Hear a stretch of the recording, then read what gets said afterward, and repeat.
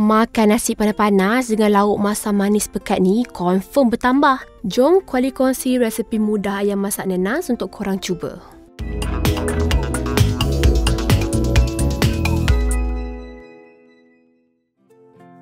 Mula-mula, buat perapan ayam dalam mangkuk besar dan masukkan bahan seperti potongan isi ayam, 1 sudu besar kicap cair, 1 sudu kecil gula pasir, 1 sudu kecil lada sula dan 1 sudu kecil sesame oil, 1 sudu kecil tepung jagung.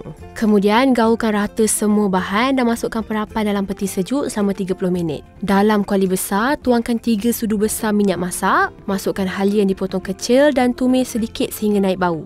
Lepas tu, masukkan perapan ayam tadi ke dalam kuali dan masak sehingga keperangan. Masukkan 3 ulas bawang putih dicincang halus dan sayur liang yang dihiris nipis ke dalam kuali, kemudian gaul rata.